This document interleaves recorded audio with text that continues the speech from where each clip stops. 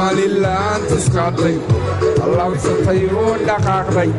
tubtii la rabay ku toostoo wataa toobiyaha Somaliland iskaaday allaabsatay oo dhaqaaqday tubtii la rabay ku toostoo wataa toobiyaha halkay tagtay maanta joogto wataa taagteedu geysay inkii murugeeda buuxaa Somaliland iskaaday allaabsatay oo dhaqaaqday tubtii la rabay ku toostoo wataa toobiyaha Somaliland iskaaday allaabsatay oo dhaqaaqday tubtii la rabay ku toostoo wataa toobiyaha Somaliland iskaaday allaabsatay oo dhaqaaqday tubtii la rabay ku toostoo wataa toobiyaha halkay tagtay maanta joogto wataa taagteedu geysay inkii murugeeda buuxaa aqoon iyo tamarkuga halkay tagtay maanta joogto wataa taagteedu geysay inkii murugeeda buuxaa aqoon iyo tamarkuga dadkii calankeeda taagay hadduu tacabkii u ayay allaylehee taabaqaadu dadkii calankeeda taagay hadduu tacabkii u ayay allaylehee taabaqaadu 8 Mayo samiyetu sameyn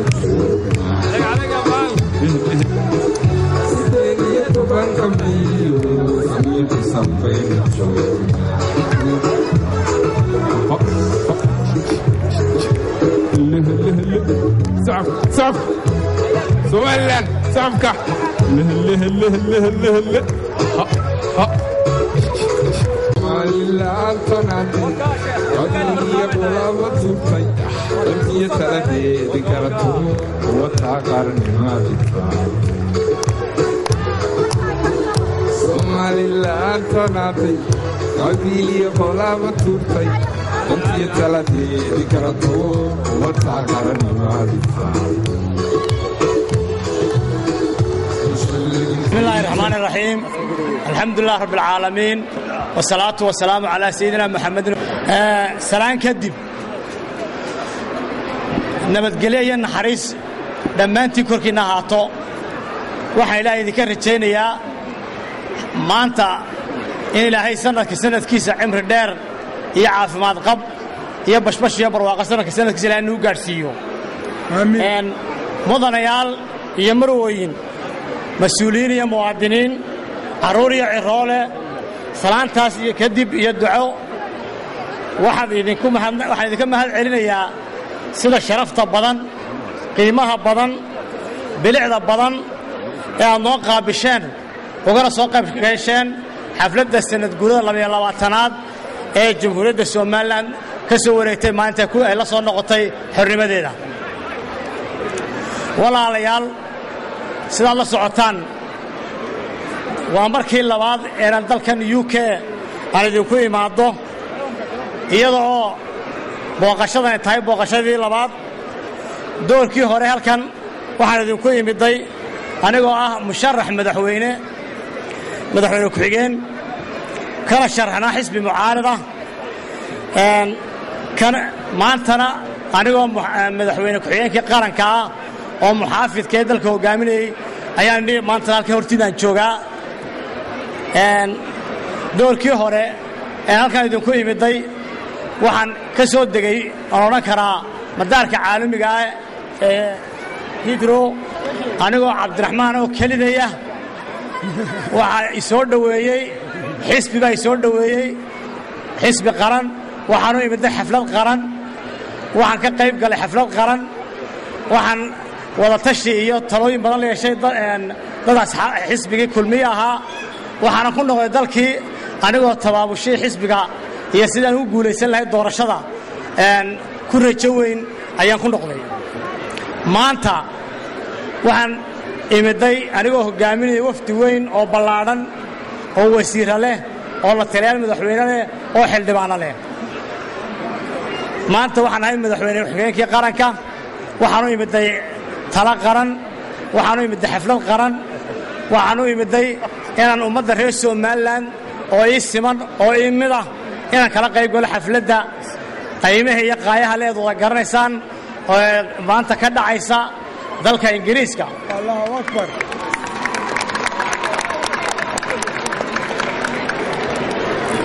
taasi oo aanu dooranay dalka Ingiriiska oo jaaliyadda ugu weyn ee Somaliland dadka qurbaha jooga aanu dooranay iyadoo guud ahaan dawladdu ay maanta siyaasad u qaadatay in dadka qurba jooga iyo jaaliyadaha reer Somaliland aan kala qayb galno farxadda maanta ah oo aanu kaliya ahayn ay maanta qaar kala qayb galayaan Jarmalka qaar kala qayb galayaan Norway qaar kala qayb galayaan maartay waqooyiga Amerika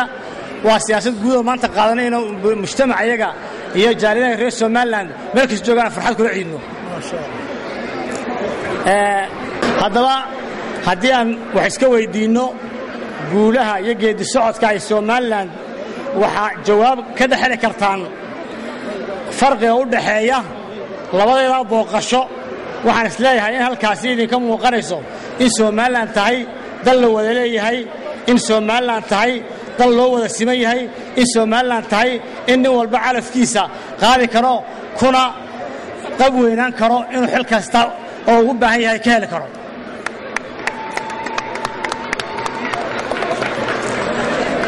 ninkii shalay mucaarad ahaa maanta muxaafid noqon karo ninkii muxaafid ahaana mucaarad noqon karo berri wuxuu noqon karaa muxaafid laguma kala taga Somaliland la iskuma dilo Somaliland laguma kala dareero Somaliland waxa mucaarad muxaafid loo yahay horumarka Somaliland ma aha hagardaamo iyo hadimada Somaliland waxay cagta saartay dabadii xaq ahayd horay u socotaa soo noqon meesha insha Allah walaalayaal maxaa wali qabsoomayntii xukuumaddani jirtay haddii su'aal ka taagan tahay waxay taasi jawaabteedu tahay xukuumaddana wali 3 sannadood aan u buuxsamin haddana wax qabadkeedu wuxuu ka muuqdaa dalka gudihiisa iyo dibaddiisaba hal hays hore ayaa odhan jiray horumarka la gaadhay Hargeysa ka garataa waxaan uga socdaa horumarka la gaadhay Somaliland ma la gartaa maanta qof kasta oo reer Somaliland ah oo dalka gudihiisa iyo dibaddiisa ku nool waxa uu furmay indhaha oo wuxuu og yahay inuu dalkiisa wax u qaban karo dadkiisana wax la qaybsan karo dardar iyo dhiirigelin badan ayaanu siinay dhalinyarada Somaliland oo waxaad ogtihiin maanta inay ka dhex muuqdaan saaxadda siyaasadda tusaale ahaan golihii deegaanada ee degmooyinka ama magaalooyinka Somaliland waxa maanta hogaaminaya dhalinyaro dabcan dhaliilo way jiraan oo meel kasta oo adduunka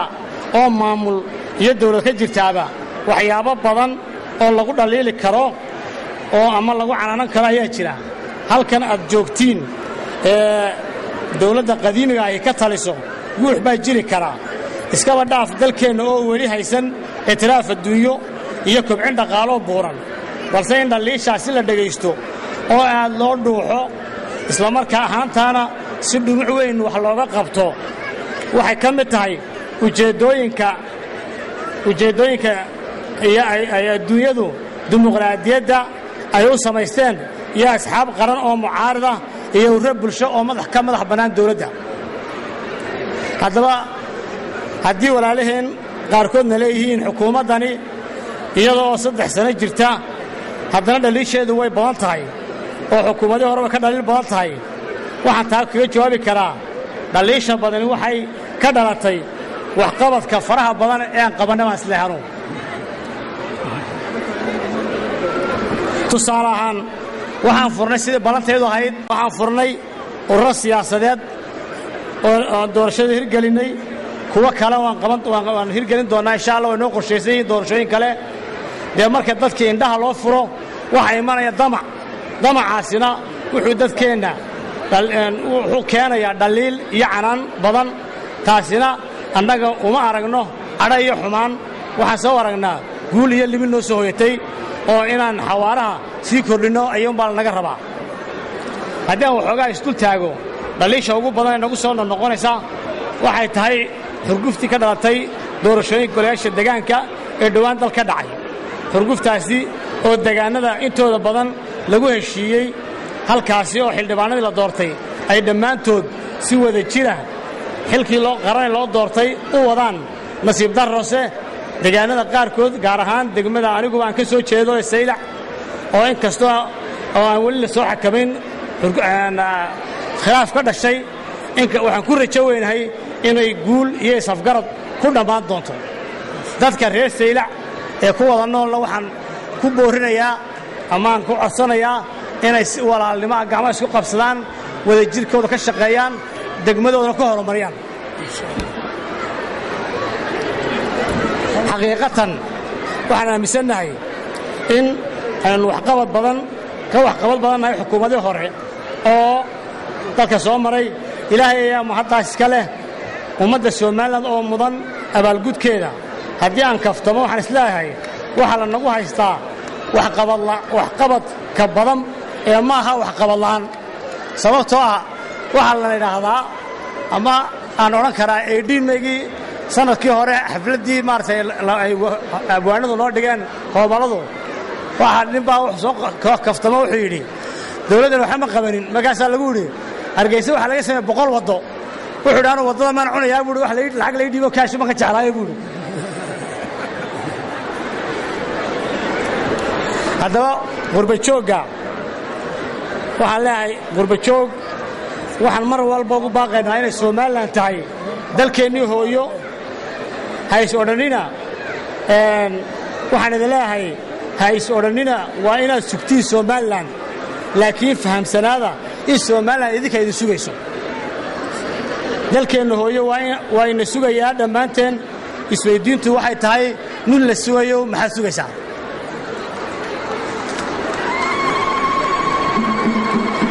intaa ka sokow haddii aan u soo noqdo munaasabadda qaaliga ah ee aan maanta idinkala soo qayb galnay oo ah sanad guuradii 22aad ee ka soo wareegtay markaynu qarannimadeenna iyo gobonnimadeenna dib ula soo noqonnay waxay ii tahay sharaf iyo farxad ballaadhan oo aan la soo koobi karin in markii ugu horraysay in Soomaaliland jirtay aan xuska 18 May kaga qayb galo qurbaha oo ah dalkan Ingiriiska caasimadda London sharaf bay tahay malaha waxa iga farxad badan oo aan soo karaa qofka isaga oo maanta ay u tahay markii ugu horreysay ee xafladdan oo kale uu kaga qayb galayo dalkiisii hooyo isagoo 22 sano hore qurbaha joogi jiray waxaan filayaa inaad ka dheregsantihiin taariikhda maalintan leedahay iyo sababaha keenaba waxaan se jecelahay oo xusud mudan inaynu xusuusinno dadka reer Soomaaliland oo qaarkood maalintani siyaabo kala duwan uga hadlaan in maalintan ay tahay maalin qaran balse aanay ahayn maalin qabiil ayaan rabaa inay dadkaasi ogaadaan sababta ay u tahay maalin qaran waxa weeye ummaddii ku noolayd gobolladii waqooyi la odhan jiray ama Somaliland British Somaliland Protectorate ayaa tashatay isu timiday kuna heshiisay in xornimadooda dib ula soo noqdaan oo maalintaasi ku suntan iyagoo xor ah oo qaran ah ayay dadka waqooyigu markoodii hore ku beereen walaalahoodii Soomaaliya haddana iyagoo xor ah oo qaran ah ayay dib ula soo noqdeen oo ka goosteen walaalahoodii Soomaaliyeed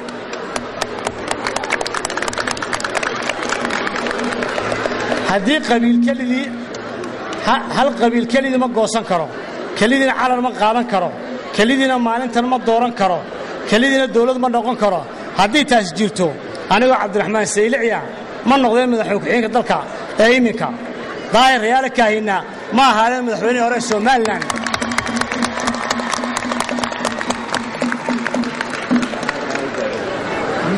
cabdiraxmaan oo cali faaraxna isna ma ahadeen madaxweyne ku-xigeenkii hore qaranka Soomaaliyeed ee naga sii wada horeeyay beel kasta oo ka tirsan Soomaaliland way u tirsan tahay dalka Soomaaliland hoggaanka way qaban karaan loo yacday ilaa lascaanood waa loo siman yahay waana la wada leeyahay Soomaaliland sidaa daraaddeed 18 May waa maalin weyn oo astaan qaran ah u sara kaca ee diin may shacabkan u tuma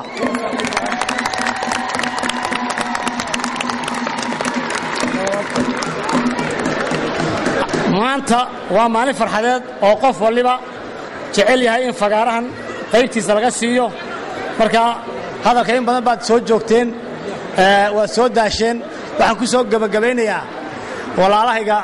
qurbajooga ee maanta inta halkay hor joogta iyo inta telefishinada iga dhagaysanaysa iyo intii waddanka joogtaba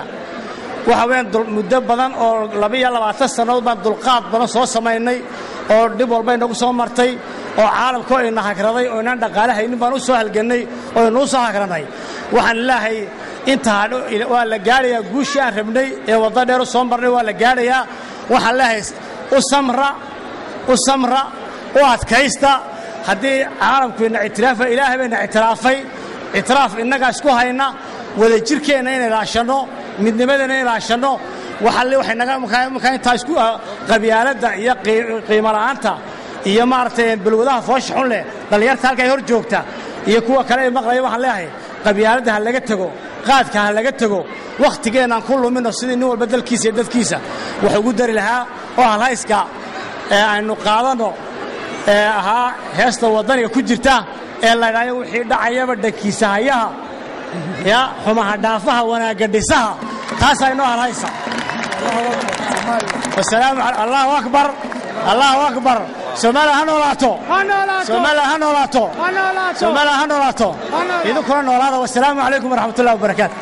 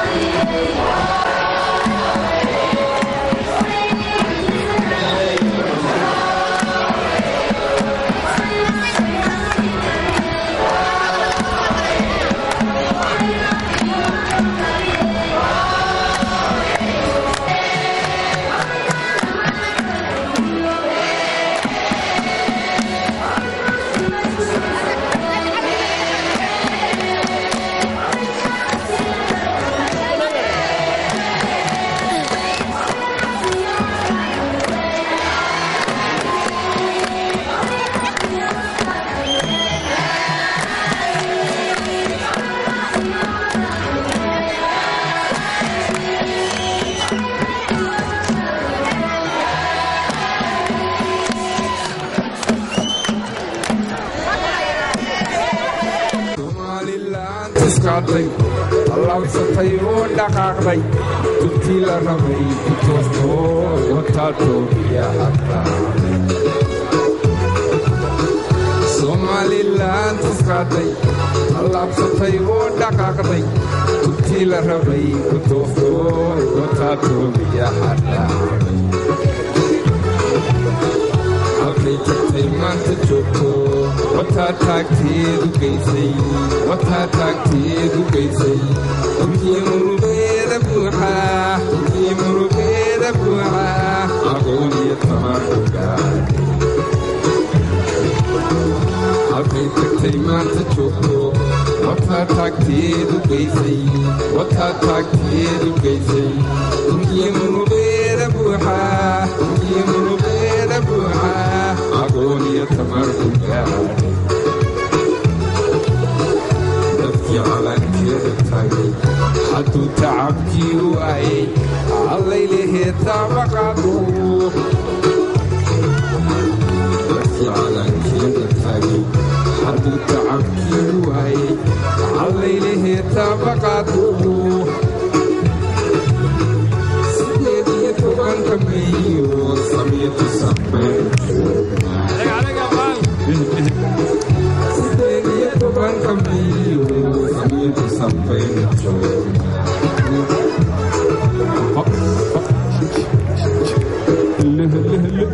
صعب صعب سؤالا صعبك له له له له له له ها ها